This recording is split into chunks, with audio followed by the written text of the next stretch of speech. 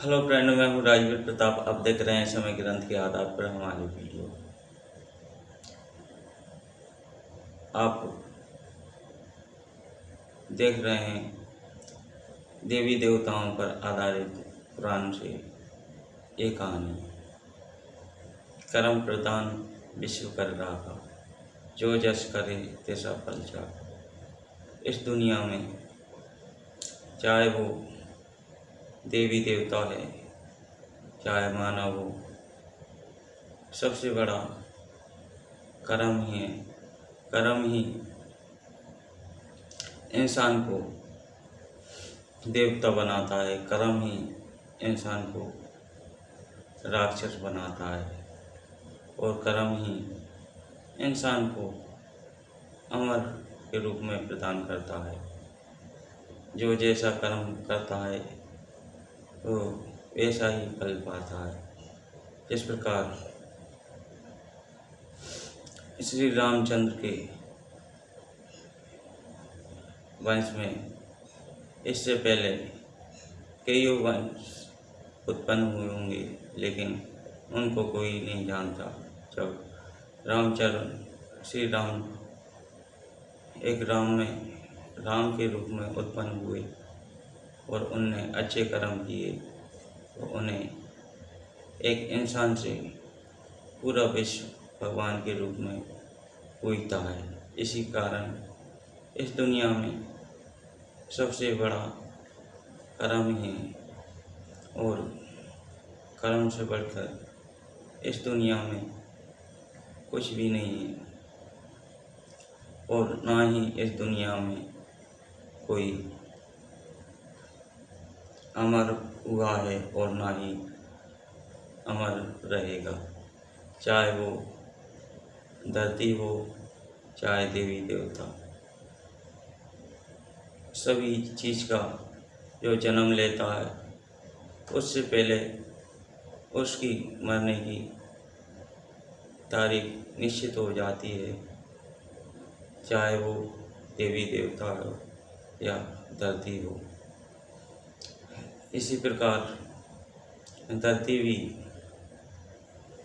14 युगों के बाद में उसका भी एक अंत निश्चित होता है। इसी प्रकार देवी देवताओं का भी एक अंत निश्चित है। जो इस दुनिया में देवी देवता हजारों वर्ष से निरंतर चले आ रहे हैं, वास्तव में ये देवी देवता किस प्रकार अमर हुए, ये कर्मों के आधार पर अमर हुए या किस प्रकार। पुराणों में देवी देवताओं को एक मानव का शरीर में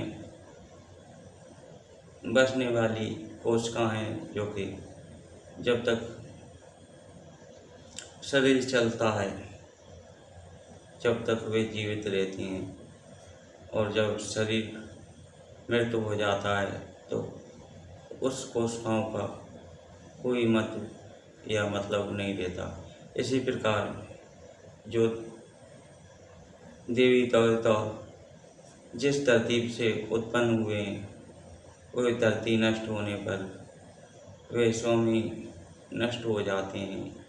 लेकिन मानव को पुराणों में एक कीड़े की भांति बताया है।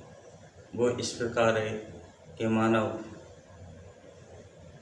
तो अपने वंश को चलाकर हमेशा ही अमर रहता है।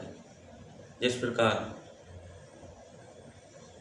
कोई कीड़ा एक खेत को खा लेता है, जब वो खेत समाप्त हो जाता है तो वो अपने खाने की तलाश में किसी अन्य खेत में उड़कर या रेंगकर चला जाता है। उसे इस खेत से कोई मतलब नहीं होता। इसी प्रकार मानव जब एक धरती का अंत हो जाता है तो वह फिर से कोई एक नई धरती का पता ढूंढ लेता है, जिससे वे उस धरती पर जाकर पेट भर सके। उसका पीढ़ी दर पीढ़ी निरंतर हमेशा अमरता के रूप में चढ़ती रहती है। लेकिन देवी देवताओं का ऐसा नहीं है, जहाँ देवी देवताओं को एक पेड़ के पत्ते की भांति भी समझाया गया है। जिस प्रकार पेड़ जीवित है तो उसमें फल फूल पत्ते आदि सब नए नए उत्पन्न होते रहेंगे और एक परिवार के रूप में जन्म लेते रहेंगे। जब पेड़ का अंत हो जाता है तो उसमें पत्तों का कोई महत्व नहीं रहता। इसी प्रकार ये देवी देवता सभी धरती के अंश से उत्पन्न होकर या धरती के अंश से उत्पन्न हुए हैं। जब धरती का अंत हो जाता है तो इन देवी देवताओं का भी कोई महत्व नहीं रहता। ये धरती के साथ ही इनका भी अंत हो जाता है। लेकिन मानव हमेशा एक धरती के अंश के रूप में उत्पन्न होकर इस धरती पर रहा है। जब धरती का अंत होता है तो धरती का अंश उस मानव में समा जाता है और मानव के रूप में समाने पर देवी देवता धरती का अंत होने पर भी वे एक मानव के अंश के रूप में जीवित हो जाते हैं और फिर से उन्हें मानव के रूप में एक और नई धरती अंश के रूप में मिल जाती है और देवी देवता हमेशा के लिए सोचते रहते हैं कि हम तो इस धरती पर हमेशा ही अमर रहने वाले हैं, हमारा कोई विनाश नहीं कर सकता है।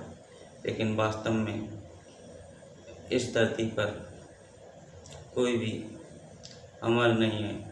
सबका एक निश्चित टाइम होता है जो कि समय से पहले कुछ भी होना संभव है। इसी प्रकार सबका एक निश्चित समय होने पर सबका अंत होता है। इसी के साथ में नमस्ते, जय हिंद, जय भूमि।